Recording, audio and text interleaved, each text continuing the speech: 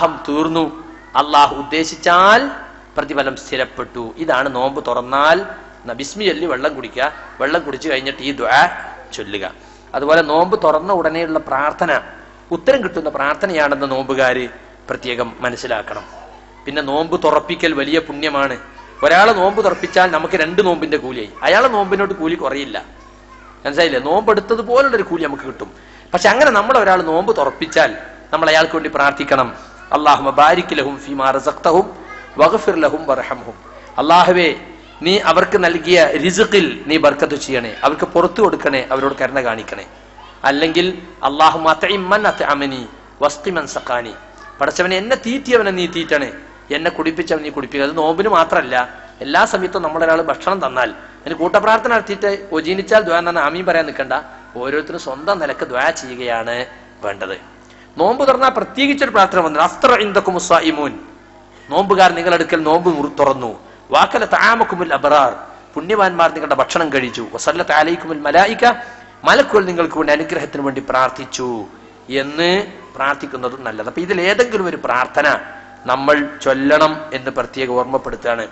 നമ്മളെ നാട്ടില് നോമ്പ് തുറപ്പിക്കാറിഞ്ഞ panchayat president Raman, block member Jose, മറ്റേ കോമൻ വിലയ്ക്കാണ് നോമ്പ് ഉറപ്പിക്കണം. അതിനൊന്നും ഒരു കൂലിയും കിട്ടൂല.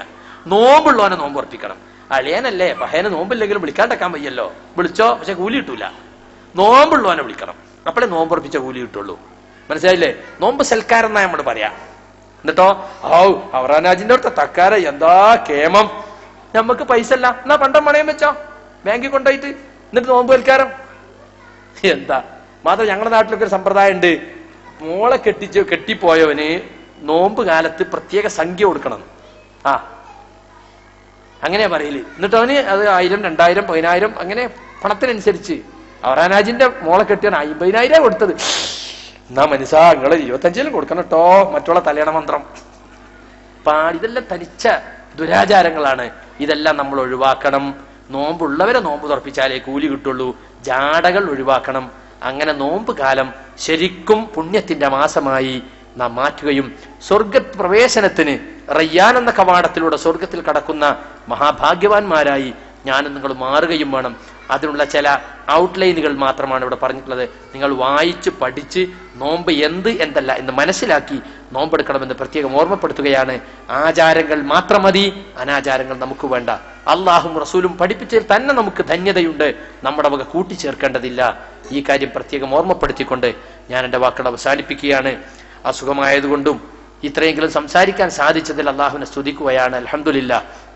ഇനിയും കാണുവാനും ദീനിയായ കാര്യങ്ങളെ കുറിച്ച് സംസാരിക്കുവാനും നമുക്കിതുപോലെ ദീനിന്റെ പേരിൽ ഒത്തുകൂടാനും അള്ളാഹു തൗഫീക്ക് നൽകുമാറാകട്ടെ. അറിഞ്ഞും അറിയാതെയും സംഭവിച്ചു തെറ്റുകുറ്റങ്ങൾ റഹ്മാനായ റബ്ബ് വിട്ടുപുറത്ത് മാപ്പാക്കി തരുമാറാകട്ടെ.